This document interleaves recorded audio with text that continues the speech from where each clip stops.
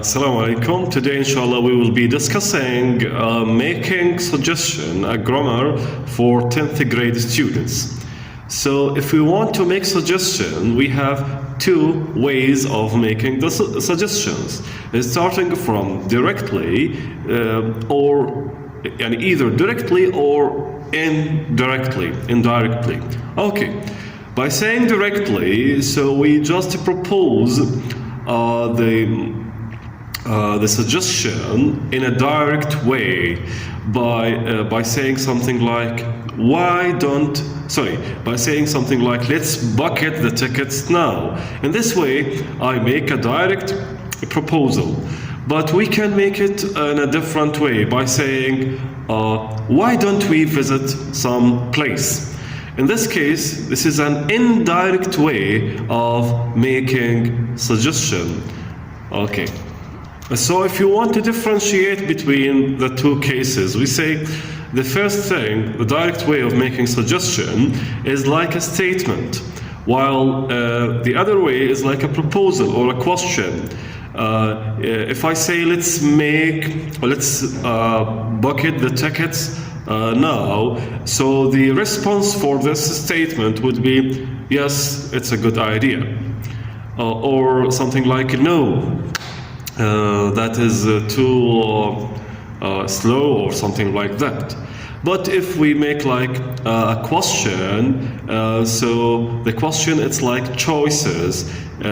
Why don't we study online instead of going to the university campus or something like that? So we have like different words or expressions that are very useful if I want to make suggestion.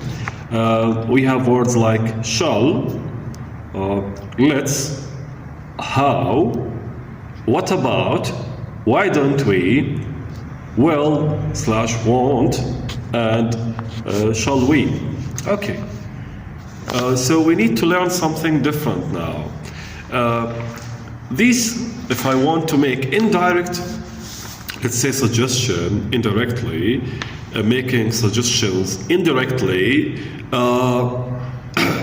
we have the verb comes in both ways, infinitive or the gerund verb, followed by ing.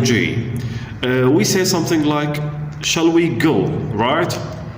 Shall we go to Australia next year? Shall we go? So the verb go here is infinitive. But compare this with how about going to Australia? How about going to Australia? In this case, how about is followed by verb with ing, while shall is followed by what? Subject, okay, which is we, as I have in the example. Shall we? And after we have the verb which is in the infinitive case. Shall we go? But how about going? How about going? So we see like we have a structure here to follow. We use like will and won't followed by the infinitive to talk about future plans. As we know, this is like something we all know, that we use will and won't to talk about a future plan, a prediction for the future, right? When we say something like, we will hire a car, we will hire a car, okay?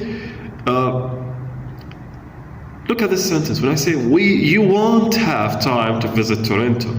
You won't have time to visit Toronto. So if I say something like, we will meet so that I show you my photographs. Here in this case, I have a future plan, which is the meeting. We will meet. Okay? But also we have like a suggestion, which is we will meet so that I show you my photographs.